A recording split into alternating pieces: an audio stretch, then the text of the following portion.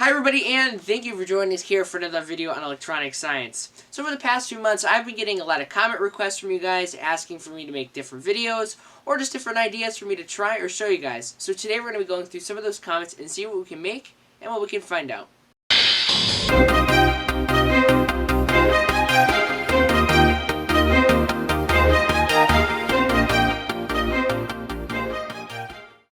Right after I clean off my desk.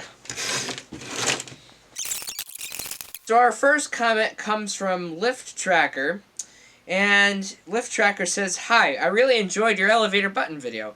Could you please demonstrate some of the other elevator parts in which you mentioned having? I think this is a great idea, so let's jump into it." So you guys should be well familiar with our elevator call station buttons over here. When we connected it to 12 volts in our power supply, the lights would turn on and off when we pushed them. Same thing goes with this elevator floor indicator, which basically if we connected it to 12 volts, there were some incandescent lights in here, and whenever you applied a positive voltage to one of them, it would basically turn one of them on and bring up a number or a letter depending on what you wanted to basically signal. But that's not all, I have more stuff. This has actually been in some of the shots of my previous videos, but I haven't actually explained what all this is over here. So this right here is commonly what you'll see inside of the elevator car. This is basically the buttons that you push to go up and down, open and close the doors, and there's also the keys to turn on the fan and fire service and things like that. But that's for elevator technicians and firefighters only. But obviously, as an electronic enthusiast, I know a way around these types of things. So right here, you have your emergency stop switch. Now, if you flip this into the stop, basically setting, it'll stop the elevator exactly where it is in case there's an emergency on board your elevator. And as soon as you push it back up, the elevator will resume going to the floor that you called it to. But what I wired this emergency stop switch to do is to actually disable everything on this elevator.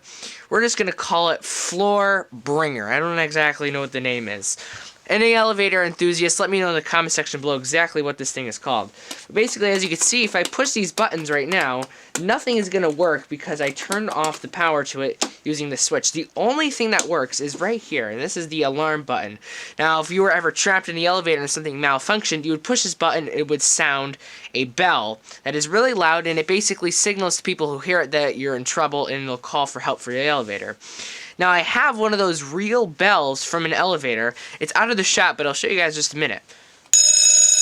But you can see if I ring it, it actually works, even regardless if the power is on or off. The only time it doesn't work is obviously if you unplug it. But with the power on, you can see I can push these buttons and turn it on.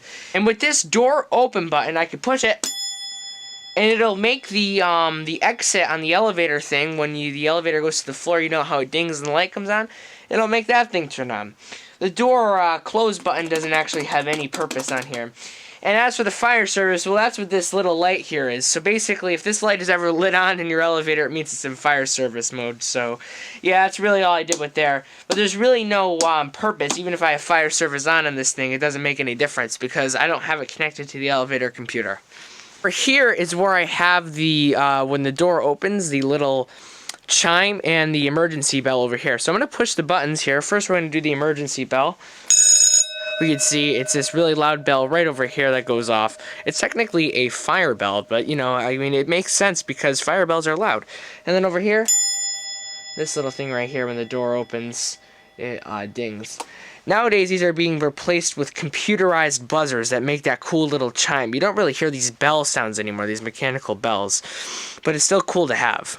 Now, making something like this work, and a piece of old technology, was not a piece of cake when I had to put this thing together. This took me a couple days and nights to put together, mainly because I didn't have an elevator computer system, so there was no way for me to actually make these buttons turn on and off in an easy way. But I'm going to take this apart and show you guys just exactly how I managed to get this to work. First, though, we're going to turn off the power here, and we're going to unplug it over there.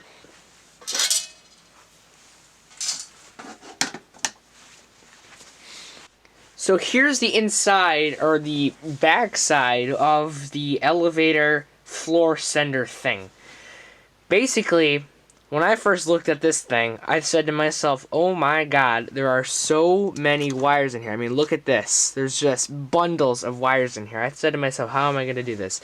It actually works off of a very simple concept. So these things right over here, these 4 things are the keys.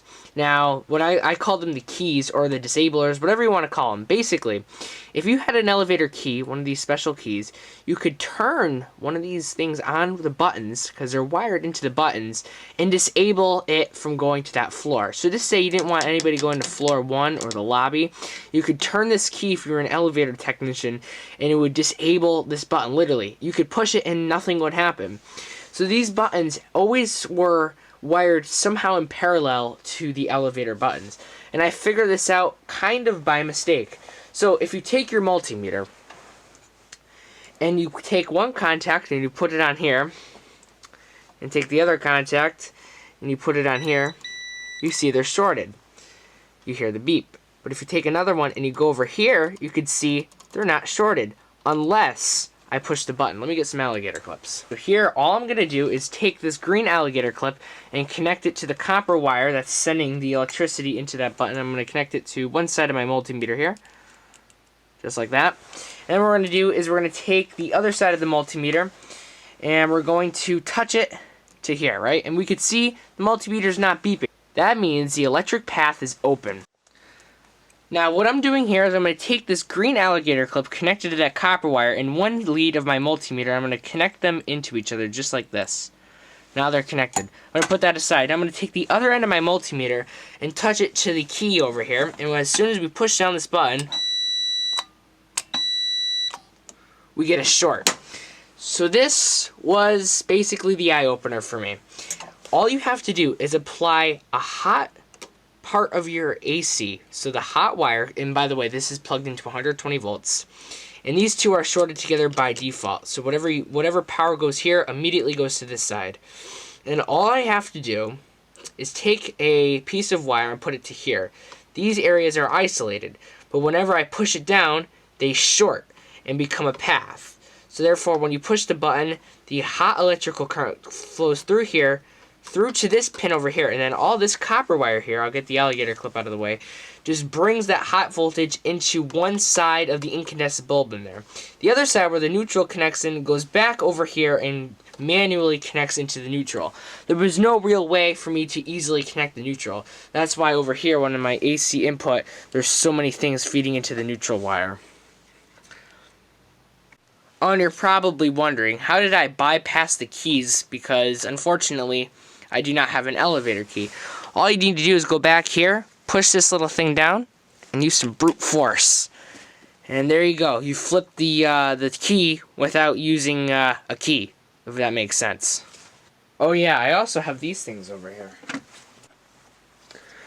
So this thing over here is literally almost exactly the same thing as the elevator floor sender thingy, as we're calling it. Over here, you have 2 contacts, here and here. Now, whenever you push down the button, these 2 contacts short together. And then over here in the middle, that's your light bulb. So literally all we need to do is to put live here, and then put a little piece of copper wire here to go to one side of the light bulb, and then just run the neutral separately. Let's see what we can do. Alright, we've got it wired in, and it's turned on, we can see. When we push the button, it lights up. Simple as that. Alrighty, so our next comment is, how did you learn how to use the Raspberry Pi? This is an excellent question, so let's get into it. So using something like the Raspberry Pi is not any walk in the park. It is something that you're going to have to do a lot of research on to basically figure out how to use it. Its primary coding language is something called Python. Python is just one of the many programming languages that you can use to program microcontrollers and other computer-based programs. Now, I find the Raspberry Pi to be the easiest type of microcontroller to get started with because Python is one of those more laid-back, easier programming languages. Something like the Arduino, which is a much more popular microcontroller, uses something called C as its primary coding language. Sometimes C+, and in rare cases, C#. They're all different versions of the programming language called C. Now, a lot of the programming languages, including Python, are based off of the programming language C.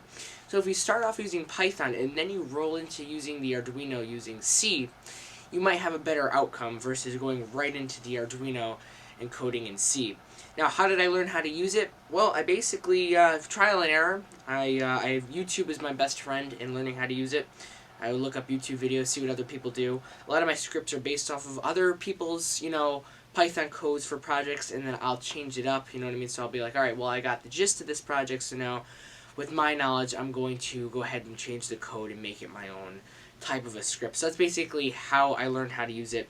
And from there, you know, you can buy books and things like that, or go on to online tutorials and classes. And from there, the ball just keeps rolling and your knowledge keeps expanding. So I definitely encourage you, if you do want to use something like the Raspberry Pi, it's not that hard. Once you get the gist of it, you're good to go. So definitely keep that in mind. Our third and final comment today is from John Hay. Microwave transformers in series, question mark, question mark, question mark. Luckily, just recently I got 2 brand new microwaves, and what I mean by brand new is they're from the 80s. They're just new because of the fact that I just got them. I mean, look at this thing. It uses knobs as a timer and bells and stuff like that. At least this one has buttons on it. Let's see what we can do with wiring these transformers in series.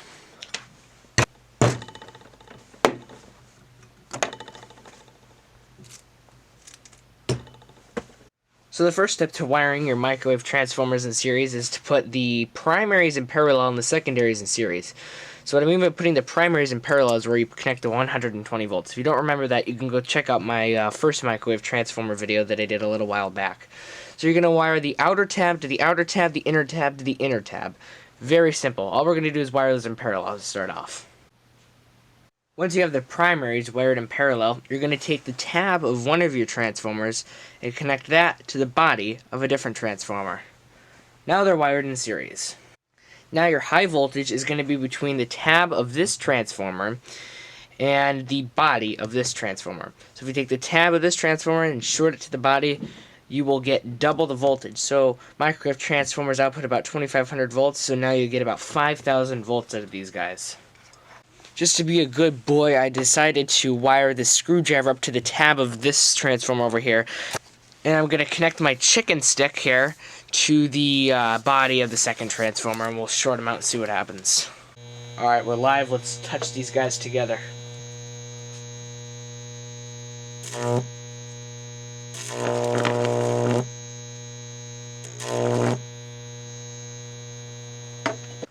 Now, I'm sure that was pretty cool. Let's do this one more time. Go.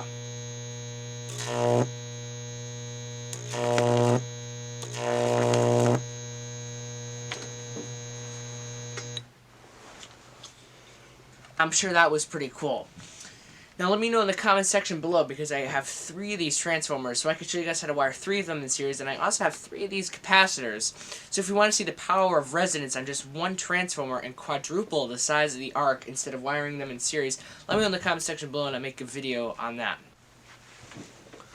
Alright everybody, that's going to wrap up today's video, so I do hope you guys enjoyed. If you did, please leave a thumbs up on this video, and also subscribe to the channel and hit that notification bell if you do enjoy our content. Also, leave a comment down below if you have any questions about the things that you saw in today's video, have any cool video ideas for the future, if you just like to comment. Alright guys, it's Electronic Science, and I will see you guys in the next video. Bye everybody.